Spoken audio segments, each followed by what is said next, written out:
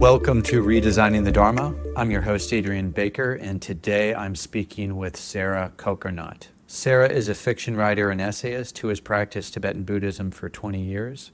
Her work has appeared in the Buddhist publication Tricycle, the New York Times, The Best American Short Stories, Crazy Horse, among other publications. And her Substack, which I highly recommend, is called Your Wild and Radiant Mind, where Sarah writes about Dharma practice and the creative process.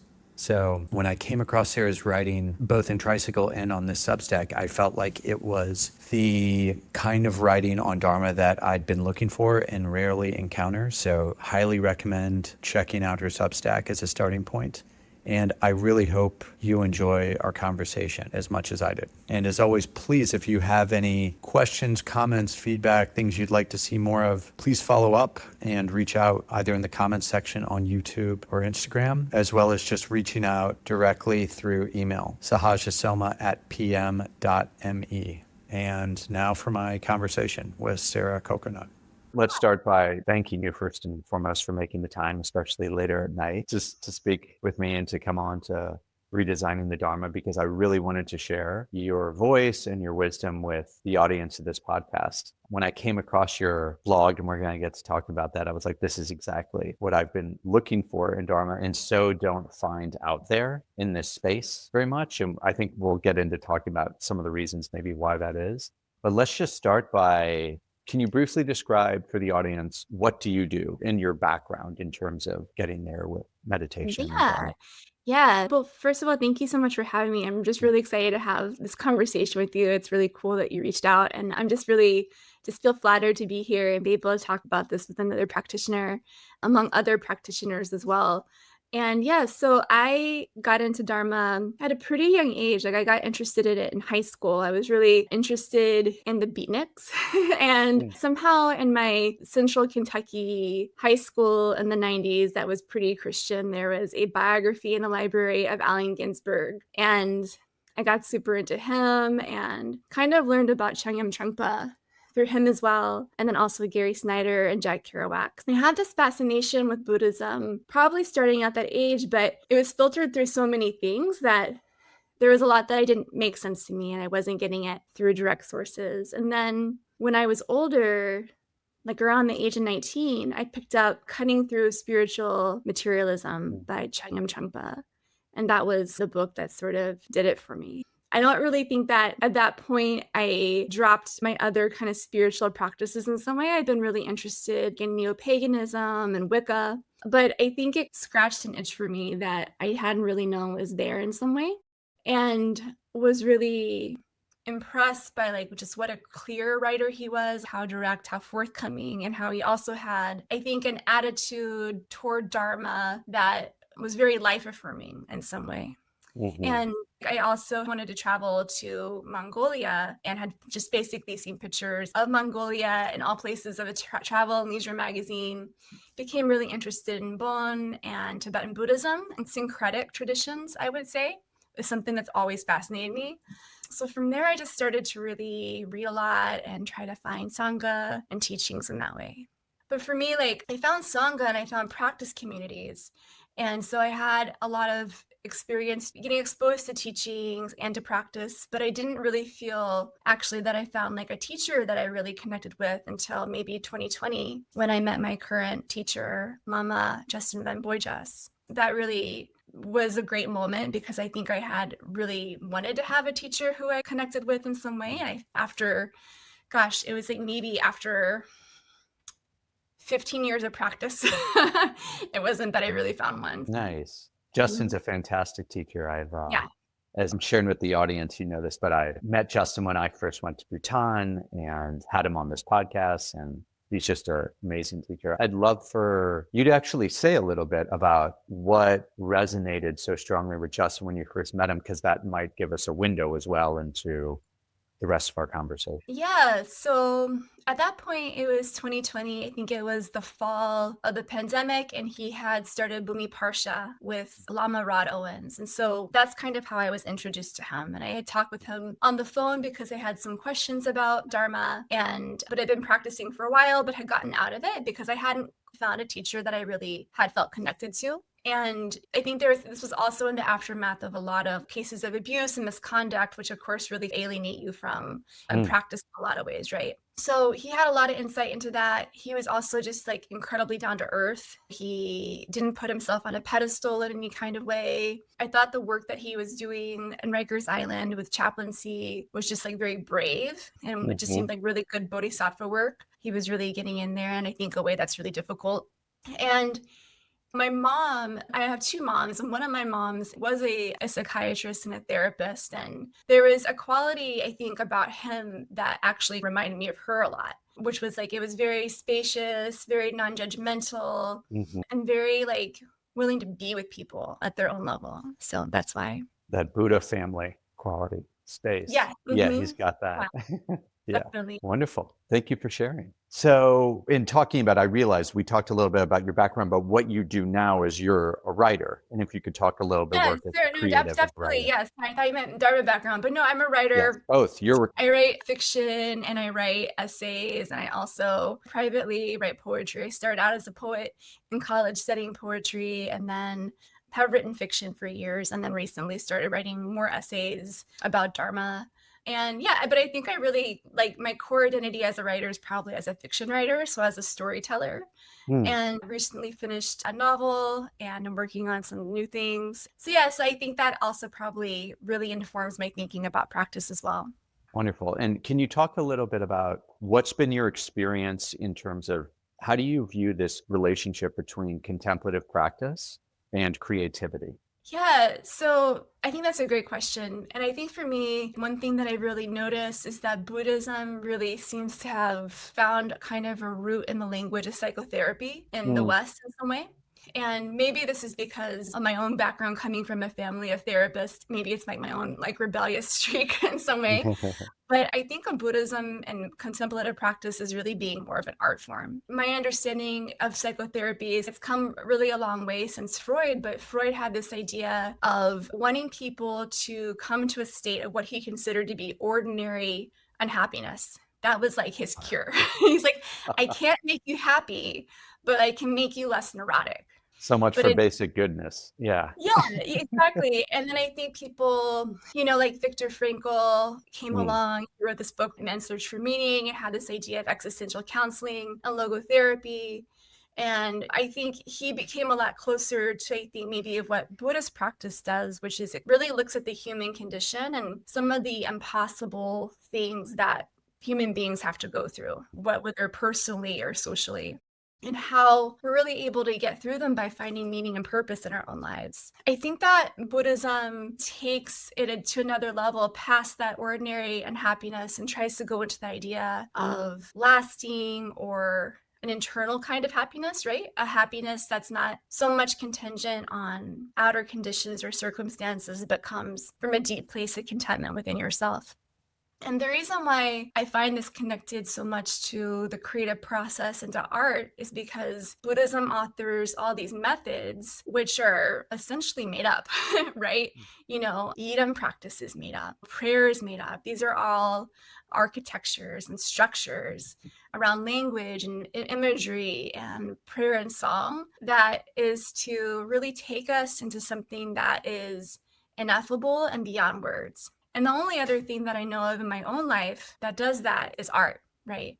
Like Hmm. when you look at a really beautiful, I'm actually writing about this kind of soon, but like when you look at, I remember seeing like a Rothko for the first time as a kid and being like, what the hell is that? With just like these shapes of color. But, I remember also looking at it and just staring at it for longer and longer. And it just took me to this place of sensation that was below thought or beyond words in some way. So I think that's what the best art does for me. And I think that's what contemplative practice does for us as well. It returns us to like this really state of like sensation and being. Yeah, that really resonates. It's interesting. I was having a conversation with someone recently, and she was saying, I said, the more that I practiced in different traditions, the more I realized that in a lot of ways, contemplative practice, like it's really about deepening appreciation of aesthetics. And the traditions Mhm. that really spoke to me, Vajrayana and Zen, all had a really rich appreciation of aesthetics. And she was saying, wow, that's so interesting to hear. That's not my experience at all. And she was sharing her background, and she was a scientist. And I was like, I get where she was coming from, because I always thought you can think of meditation or contemplative traditions as an art or as a science. And I think there are those two different ways to teach it, relate to it. Some people want to geek out on the neuroscience, or, the Indian traditions have madhyamaka, and it's extremely rigorous, and you can go that route. But for me, one thing that I noticed as someone who enjoyed writing and reading like a lot more long form fiction or nonfiction, I became less interested in that. I became more interested in poetry. I became more interested in symbols, because practice was pointing to something that the conceptual mind can't grasp. And so it actually, I just felt that natural shift towards that sort of like pointing out that comes with poetry, instead of trying to box everything in. And I'm wondering if how that sits with you, actually, because you do write poetry, but you also write longer form pieces, and how that sits with you. That is something that I can really relate to. I think of this phrase, and I don't know where I first heard it, but I'm a Dzogchen practitioner, and this idea that Dzogchen is the language of the Dakinis, right? So it's working on this different level or different frequency of consciousness or awareness in some way. And to me, that makes a lot of sense, because we spend a lot of our lives within narrative, in some ways stuck in concept of the narratives that we create around ourselves. And my understanding of poetry, especially more modern or contemporary poetry, 20th century onward, is that it doesn't have narrative, right? It doesn't tell a tale. It's about juxtaposition. And one of the best pieces of advice I ever got about writing poetry was actually in graduate school. I was a fiction writer, but I had to take a poetry class. And I took a poetry class with a writer, Don Revelle, who's French and American and has a really great translation of Rimbaud. But he said that one of the best things you can do for your poems is to take out the conjunctions. So to take out like the ands and the buts, right? Because you don't need this connective tissue in some ways. You can just let everything kind of sit side by side. And it's not linear. It doesn't work through time in this sort of false linear way. It breaks down time in some way or another. And the goal of poetry also too, it's not representational. It's not mimetic. It's not trying to imitate life so much as to have its own experience in some way. I love that you bring it up, because it's something that I've obviously thought a lot about. And I think that sensation that I think we get from maybe reading or hearing a really good poem, to me, is very similar to meditation. Nice. Thank you for sharing that. So let's pivot to talking about your writing now. I'm wondering if you can share a little bit to the audience about your blog, Your Wild and Radiant Mind. How would you describe, I love the title of that. How would you describe the basic premise of it and the inspiration as well for creating it?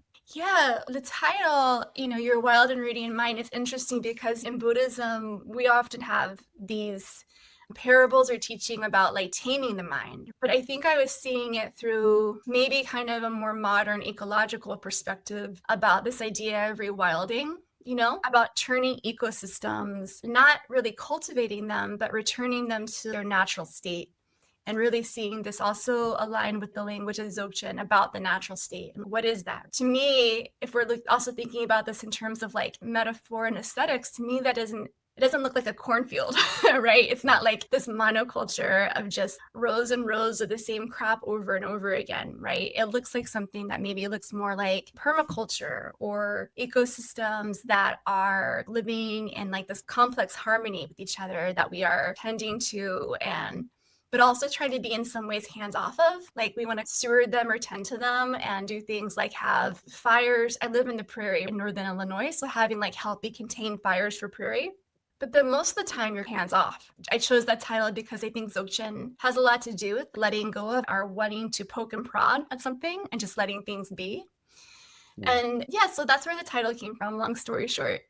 And I think that I really try to just talk about my experience of Dharma practice in a way that hopefully is like down to earth, and hopefully is, for me, one of the most powerful things about it is this feeling of being re-enchanted by the world in some way. And really feeling like that there's this magic to just being alive and being human and having our existence. And so it's something that I just wanted to communicate through the title and through the writing there. I love that.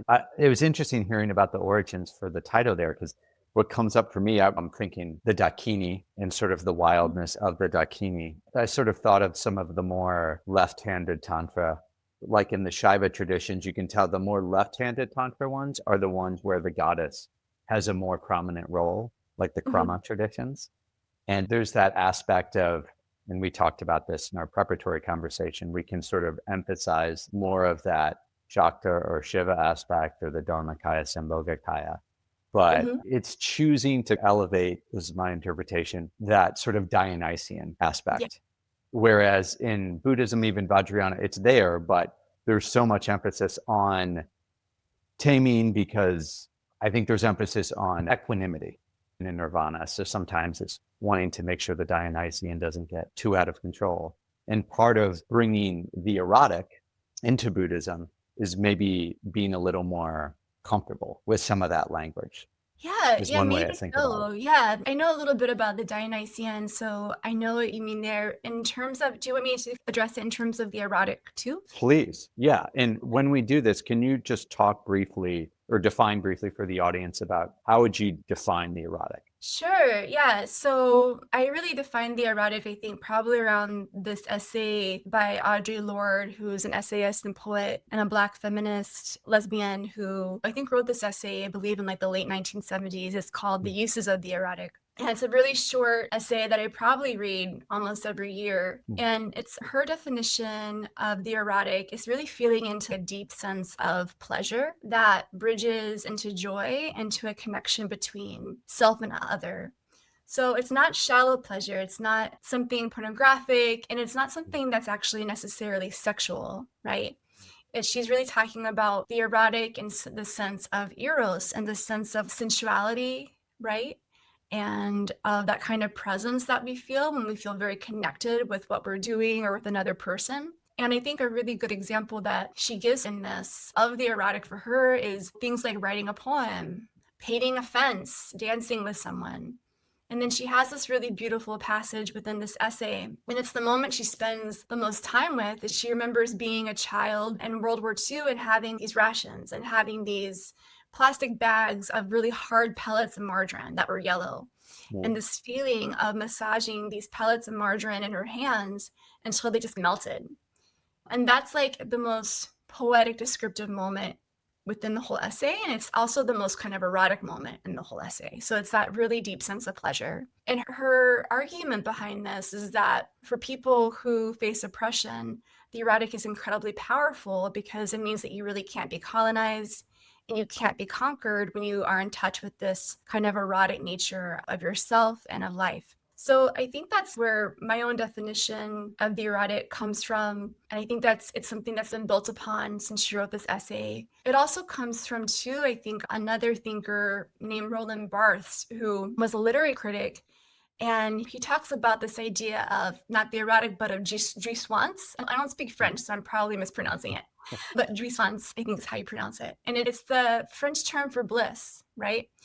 And it also is a kind of bliss that you encounter when you are maybe reading something and you feel like shocked or burst open in some way. You feel like a shift in yourself and almost a kind of surprising delight. And so that's something that I associate with the erotic too. So most of the time, I think when we speak of it, it has like a real emphasis or association with sexuality, but I see it more as like this umbrella of kind of life-giving forces and sexuality being one of them. Yeah. Does that make sense? That totally does. And that was the definition, I think my teacher, Sally Kempton, would say. It was just talking about Eros is the life force. That simple definition. So it's feeling like enjoying the feeling of a cool breeze caressing your skin. Like that's the erotic. It's that for life force. Just the breath moving through the body. That's the erotic. And it becomes erotic also when we relate to that same act, like breathing in a different way. It comes through a heightened sense of sensitivity, like a refined sense of appreciation. Yeah. So it's like really, I think, engaging with the sensuous in some way, right? Yes. That's another great way to say it. Yeah. Please, having said that, and I can already see some parallels between how you describe the erotic and contemplative traditions, especially Vajrayana, which is it's sort of enjoying things when the mind rests in its own nature and it's not grasping. That's the key quality. There's not a grasping element to it, I think, when we're enjoying the erotic. Yeah. How do you think of the erotic in terms of your relationship to contemplative practice and Vajrayana? Yeah, I think we talked a little bit about this. I don't know if we talked about this in the preliminary conversation, but I seem to remember talking a little bit about Eros and its connection to longing. I'm not totally sure, but I believe that in Greek, there's the root word is also connected to the idea of yearning. It's a feeling of wanting something that's not there. And I think that we go to spiritual practice because of yearning and because of longing for one reason or another. It might be because we want to feel more connected to our lives or ourselves in some way, or we might want to relieve our suffering in some way, but there's a desire there that compels us to become spiritual practitioners, right? And I think that that feeling is really powerful, and it is in a Buddhist framework, it's also a form of suffering to have this Right. longing. Yes. Yeah. Yeah, and I think that's appropriate. I think it is a form of suffering, right? Because when you consider how satisfying, well, let me put it this way. I think the best way I can describe it is I think there's almost two forces that are going on here in terms of love. There's this mythologist and storyteller whose name is Martin Shaw. I heard him on actually a podcast one time, and he had this thing to say about Eros, which was like, the nightingale doesn't come and sing at your window for Eros. It comes and sings at your window for amor, right? For love, for like real love, right? And And can you define, sorry, briefly, what's amor versus eros? amor. So he calls it like that thing that Pablo Neruda and all the troubadours are really talking about, like that sense of like satisfaction, right? It's like this sense of wanting another to be happy and also knowing that they want you to be happy as well. So I would say that amor or longing, or rather love, is what all that Eros really yearns for, right? It wants to be Okay. satisfied in some way. So I think that we come to our spiritual practice with this longing for love in some way. I think that we really want to feel that. And maybe even love isn't the best term for that, but we want to feel that sense of contentment and completeness and that sense of feeling seen and accepted and like valued and not judged.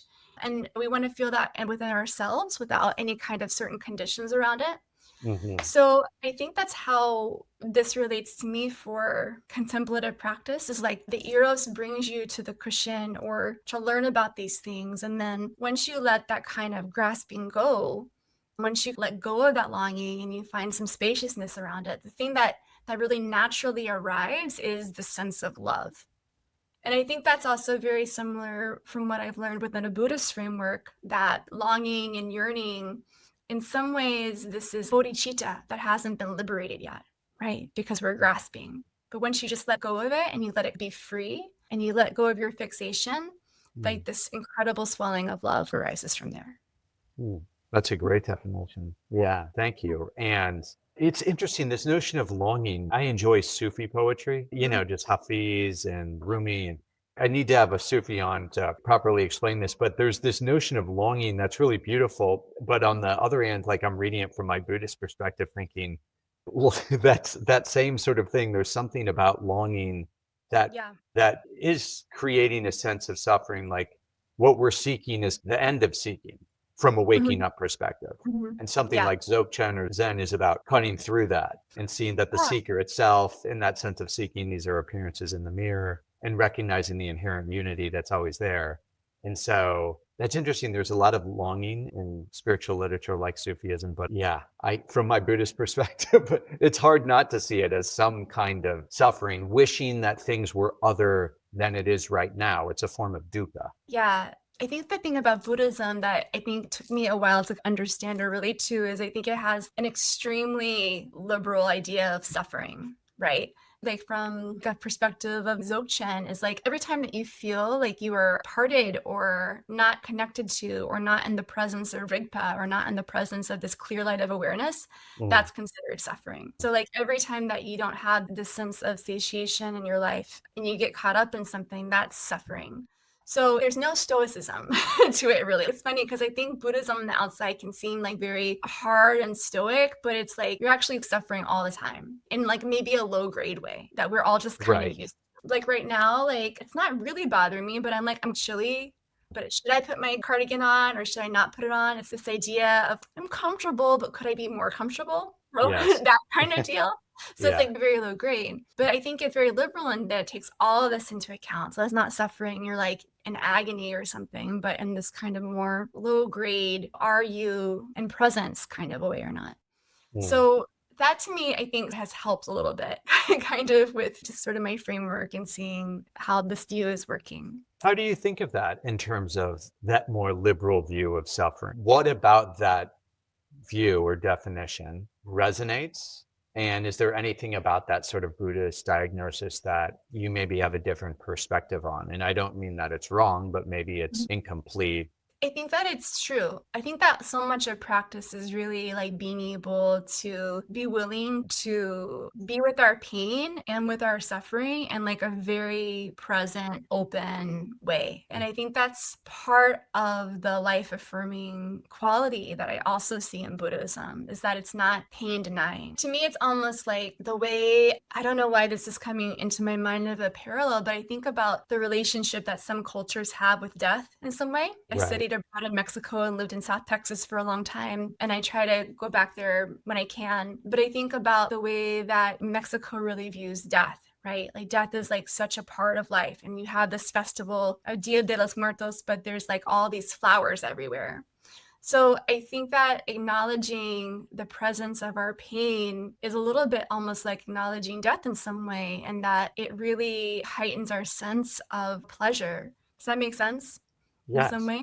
Yeah. And it really also directs our attention to that idea of mind itself. What is creating this idea of pleasure and pain? Like, what is holding both of these? What are they? What is that awareness? So it's like, where are the light and the dark coming from? And how am I perceiving that? So I think being with pain and acknowledging it, and maybe even just being with discomfort, helps direct your mind into the awareness itself direction in some way. And then begin to ask or experience what's really happening when we let all of this go? What arises then? And I think that's where you move into that maybe more ineffable part of Buddhism that really feels beyond words and beyond description in some way. I like that. I'd like to talk about it. Sort of seems like one thing that we're offered in Buddhist traditions, I think in particular ones that are derived from the Indian paradigm, which includes Vajrayana, Indo-Tibetan Buddhism, is this notion of completeness, right? Mm-hmm. The words itself, Buddha or Siddha, implies completion, someone who's done, they've crossed the shore. And you said this a moment ago, we have this yearning for completeness. And I'm wondering if you can talk a little bit about how you think about the shadow of that. I think a related thing, it's very human to yearn for completion. It's Mm-hmm. also very human to yearn for certainty. It feels like the hardest thing to do is actually to be with uncertainty. And a lot of times I think what's attractive about Vajrayana, it's like, it's the clarity of the path and the map, and this is what happens after we die, and the bardos. There's some traditions like Zen that really emphasize the not knowing, this being the uncertainty. Yeah. And I'm influenced by one of my teachers, Douglas Brooks here, but where he was really talking about the shadow of a lot of these traditions as well, and the shadow of the Buddha or the Siddha, and just sort of this needing to know the completion. Yeah. But that in fact, the most difficult thing to be with is that we do die in life is we die with incomplete projects. Yeah. People you have to say goodbye to. That actually life ends up being asymmetrical in a way. And that this is the hardest pill to swallow or open up to. And Mm-hmm. I'm wondering how that sits with you and in what ways you perhaps can see that shadow within Buddhism or Vajrayana itself. Yeah, I guess I maybe first want to distinguish a little bit between maybe Vajrayana and Dzogchen, right? So in terms of Tantra, Yeah. in terms of Hatha Yoga or Dzogchen. Yeah. And my primary practice, I also practice Tantra, but my primary practice is Hatha Yoga or Dzogchen. Mm-hmm. And I think that my understanding of it is that in the Ati state, we're already complete. This has already happened. We're just not aware of it, or we're not aware of it all the time. So completion's an idea. And we're talking about something that doesn't really have a concept or a condition that isn't going to change from this moment now or tomorrow, like it's already existing. So I think what I think Dzogchen is so useful for is to really see through and kind of drop a lot of our conditioning so that we can rest in the state where we do feel incredibly complete. And that's very erotic. It's incredible. I mean, I practice meditation every day, not because I'm like some disciplined Puritan. I practice it because I'm a really sensuous person and I like pleasure, right? I don't do things that I don't enjoy. I'm really bad at it. Yeah, It's really hard. I mean, I'm with you. I'm gonna wake up at 5 o'clock tomorrow and I'm gonna meditate, and it's because I love it, Mm, right?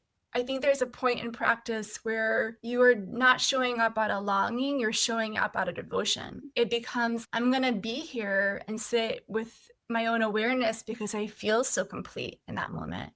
And I think that's where this framework of the erotic really comes into play. And you talked about Sufi poetry, and I really love Rumi, and I love this idea of the beloved. yeah. And that's what it feels like you're sitting with. And I don't know if that language is quite used in Buddhism, but this term guru is used. And we're not talking about the human guru, we're talking about the guru of all appearance. So in that place of practice, like, you feel such a sense of completeness. It's very satisfying. It doesn't mean that you're perfect. It doesn't mean like I'm a perfect human being or anyone is at all. And that's not really like the ideal. So I hope that answers some of your question. But to the idea that Zen and like this idea of not knowing and being with not knowing, I think that's really integral, because what we're trying to do is not something with Dzogchen. It's not analytical. I think there's a part in the beginning where you're getting the pointing out instructions that you're using your conceptuality, right? Right. In the Vipassana, the analytical meditations to see through. Yeah, that's part of a lot of training. But you're really trying to drop your conceptual mind and just go into the state of being. And so it's not really knowing, and it's not really not knowing either. It's just beingness. So I think it's very Zen in that way. Oh, it Right. totally is. I find Dzogchen and Zen to just be the most similar. Yeah, Yeah. exactly. Yeah, it's something I would like to learn more about too, because I've heard that there's a little bit maybe of a Chan influence on Dzogchen that kind of has gotten a little bit unrecorded. It's primordial mind, so it makes sense that it would be within these two different traditions, or discovered or expressed in different ways. So I guess that's what I think about when I think of that thing of unknowing. I guess I think of it about unknowing rather than uncertainty, which is being okay with not knowing everything, or being okay with my own fallibility, but just being okay with whatever appears in front of you. Doesn't unknowing include uncertainty? Because I think of uncertainty as a logical consequence of impermanence. Yeah, but I think that maybe uncertainty has a connotation of, I don't know what's going to happen in the future. I don't know what's going to happen in this next moment. I don't know how long I'm going to live. I don't know how long this is going to last. Yeah. So I want to pick one of your pieces that I really enjoyed from your blog, and that you highlighted for me as well, actually. So your mind is the lover, Eros, Amor, and Mahamudra, which certainly has some of these themes. So first of all, you talk about Eros as an intimate presence within the practice of mind itself. And we've been talking about that. I'm just wondering if you could hone in on that phrase and explain what you mean by that. Can you repeat the phrase back to me? Sure. Yeah. You said you talk about Eros as an intimate presence within the practice of mind itself. And I'm wondering if you could expand a bit on what you mean by that. Yeah, the essay is called Your Mind is a Lover, and it mentions also Mahamudra because it refers to a prayer by the third Karmapa in there. But I'm really more of a Dzogchen practitioner, so I'm probably mixing up terms in some way in the essay. So for Dzogchen, there's this term called Rigpa, right? Which is just like naked awareness. It's the seer. It's also something that is, I would say, felt in a very visceral way, right? As a kind of presence. It feels like there is someone there almost, right? When you encounter this, but there's no one there. It's just awareness. But the feeling is very intimate. It's because it's us, right? Like, it's with our own conscious. That sense of Eros is something that I experience, I think a lot of people experience within Rigpa. When we feel this sense of presence, it feels like a sense of like intimacy, and it feels like a sense of like just incredible tenderness and this softness of space that feels very porous. That emptiness also has this quality of being very supple and maybe even voluptuous, right? There's a lushness to that experience happening. So that's, I think, what I mean when I talk about it there in the essay. And I love the way that you're talking right now about Dzogchen and what it's pointing towards. And that really, it's the language I would like to use to describe it. And yet I find that a lot of the language in Dzogchen, or some of the texts, they're not talking about it in such a, if I can say it, like archetypal feminine way. Yeah, and I'm curious, have you come across that with certain teachers? Or if not, can you speak to you know? No, I think that's why I think my teacher and I really resonate. I resonate with him so well, as I think Mm, he really will talk about it in this way. And sweet. that's very helpful that you have someone who is so in touch with maybe something that is, we would qualify as more feminine in some way. And another teacher, Lina, is also Oh, someone yes. who talks about this in this way. Tenzin Wangyal, I'm going to mispronounce his I name. think Wongil, is that Wangyal right? Wongil yeah. Rinpoche. I Yeah. read all of his books. I like read his books like obsessively, but I've never actually taken a class with him. But he's been such an influential teacher Mm, for me from afar, because I think he's so clear and he's so simple. He's just like this elegant teacher. he And he is. talks about it in this way too, in this very tender, soft way. All of that I think has been very helpful for me because it's been affirming to my own practice and has been like this little trail of breadcrumbs that you follow too, because it's talking about something that is so deeply felt and maybe has like more of an emotive character or more of an affect than maybe what you're describing in the Dzogchen text in some way. Yes. Yeah. Yeah. Where a lot of the Dzogchen, it's the language around space. It's a lot of the emptiness, Dharmakaya, that gets emphasized a lot of times. And Yeah. I can't help but feel that's dominated by male voices. I'm curious Yeah. how you think of that. Yeah, I'm not really sure. I think that's a possibility. I also wonder too if there's something within the environment in which these texts were written or transmitted where these qualities were so evident that they almost didn't get described down. Does that make sense? I know what you're talking about because you Yeah. mentioned this in your essay in more detail, but explain what you mean more for the audience that won't. For this quality of emptiness or dharmakaya or spaciousness, I often have heard the Sambodhakaya is a thing that gets often lost with Westerners, right? Like it's that more lucid quality of awareness, right? Not just the space, but like the light part of it, right? Or the metaphor surrounding light or kind of vibrancy or vitality. Creative. So Yeah. yeah, the more creative, yeah, exactly. The creative vitality of that spaciousness gets kind of like lost in translation somehow. So I wonder if there's some condition that happened during this time and place which naturally transmitted that to students, either because of like cultural conditioning or because of environment. But I often think too that maybe what's missing within these texts is just that they're supposed to be animated and enlivened by a teacher, right? I think the Right. teacher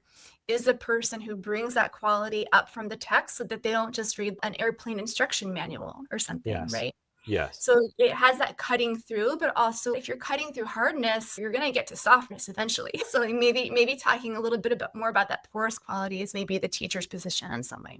So that's what I was going to add. But what were I you like thinking? that.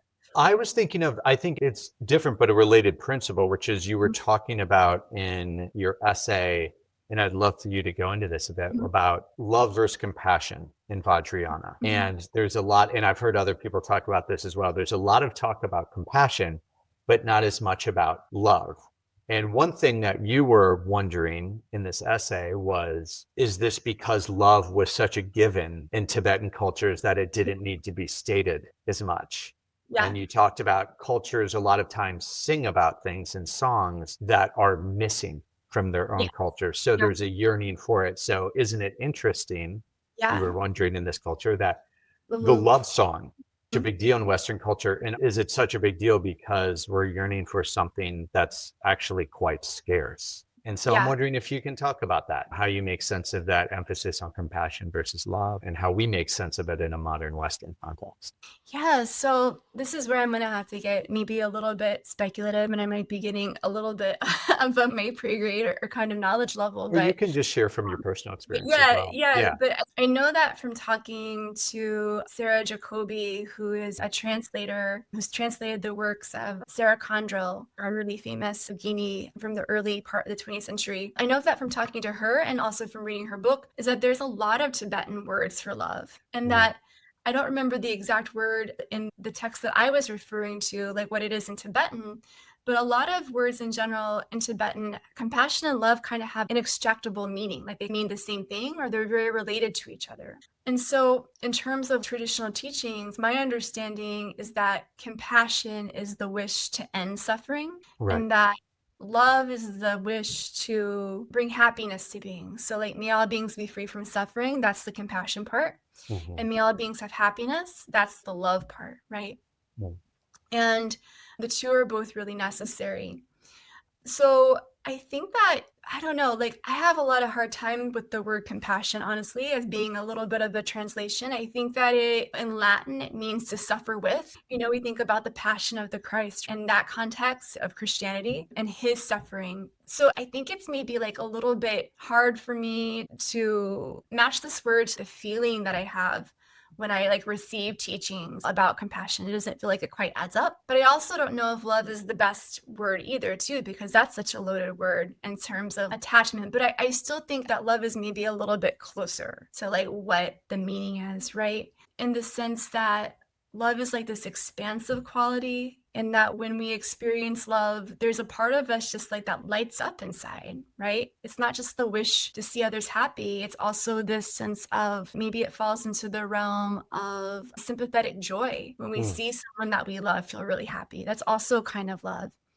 So it's like this kind of like mutual feeling or this mutual understanding. And I think it's a kind of maybe delight in some way. I don't know if I'm really doing a good job of answering this question, but I think it's something that is really healthy to actually tease out and try to maybe refine a little bit when we talk about it in some way, because I think it helps point people into the right direction rather than just cutting through suffering.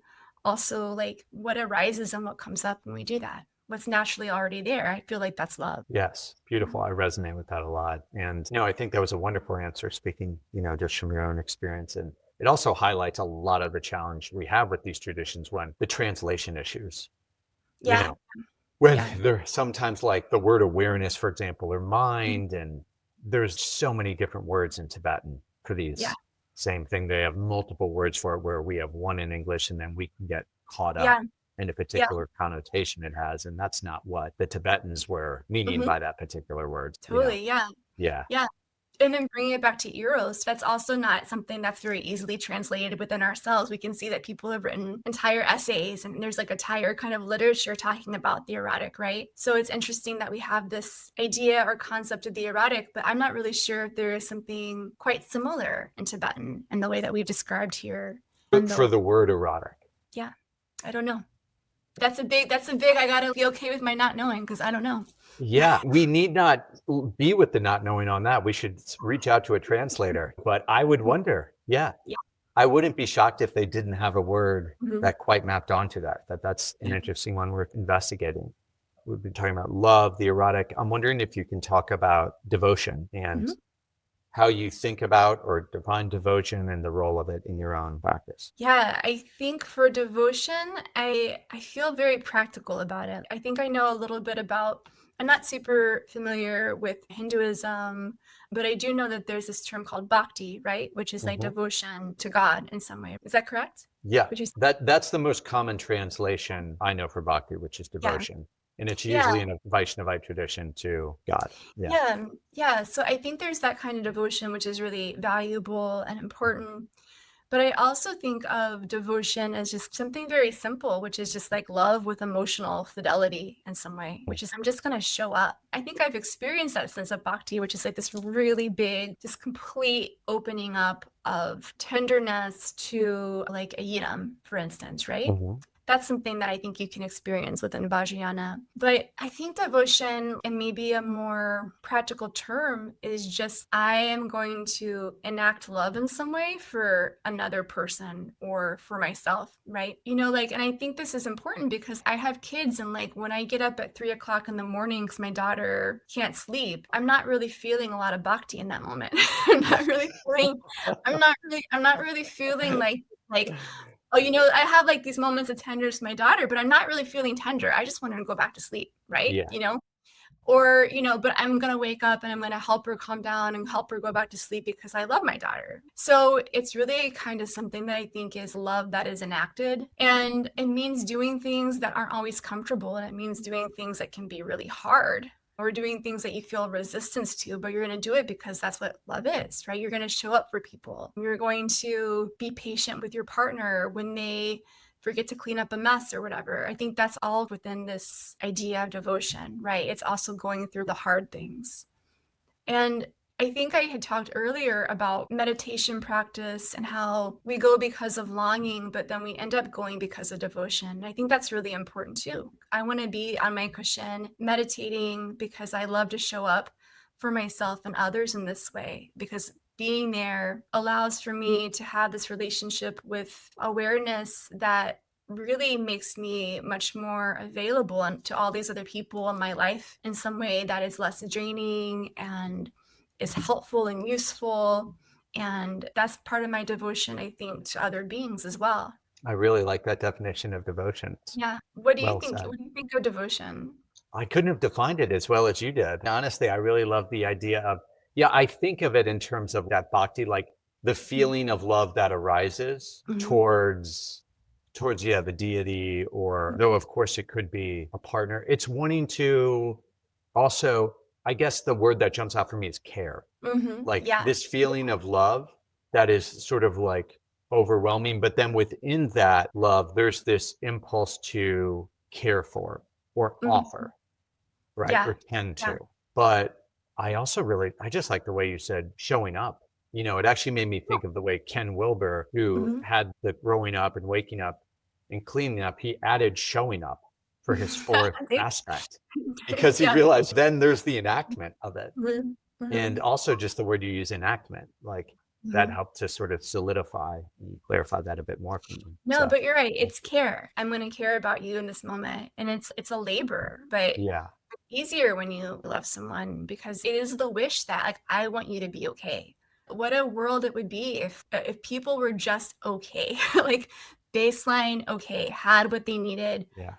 physically, mentally, emotionally. Like, what a world this would be. It's very, very simple in some ways. I think it's almost so simple that it's very easy to forget about it or get it kind of lost into something. Yeah, it is. I was listening to an interesting conversation with Stephen Batchelor yesterday, talking about his new book. And he was talking about at the root of Buddhist ethics, there's just always this notion of care.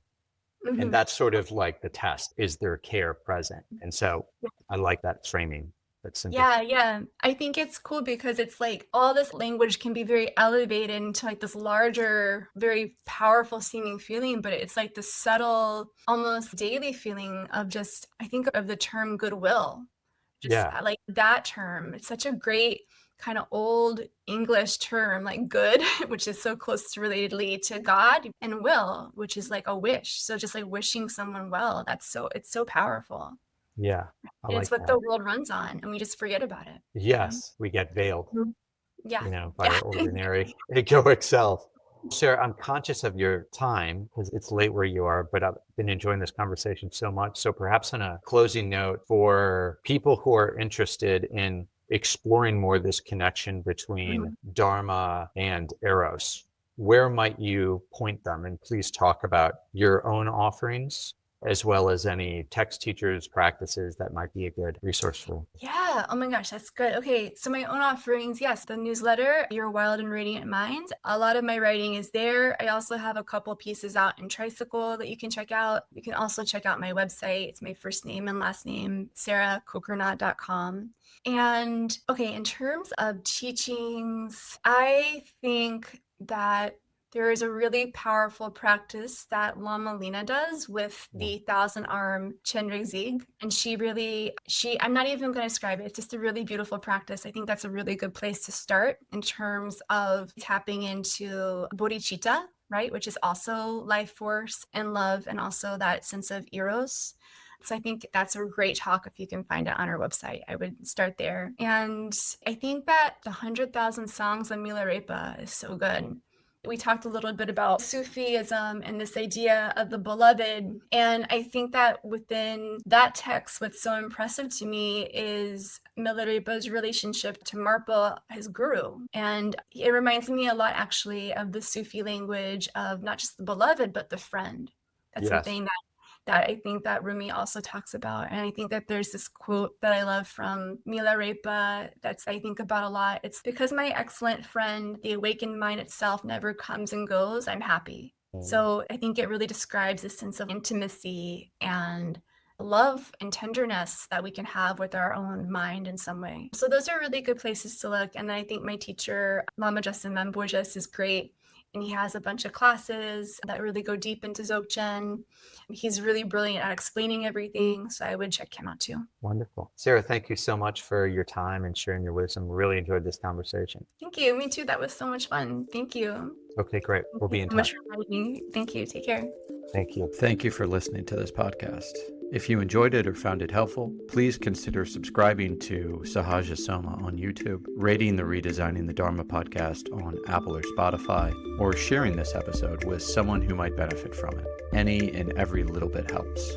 Also, please bear in mind that the plants and compounds mentioned on this podcast and on the Sahaja Soma platform are illegal in many countries, and even possession can carry severe criminal penalties. None of this represents medical advice or advocacy and should be construed as a recommendation to use psychedelics. There are serious legal, psychological, and physical risks. Psychedelics are not for everyone. They can exacerbate certain emotional problems, and there have been, in very rare cases, fatalities. Thank you very much for listening, and I hope to see you on the next episode or elsewhere on the Sahaja Soma platform.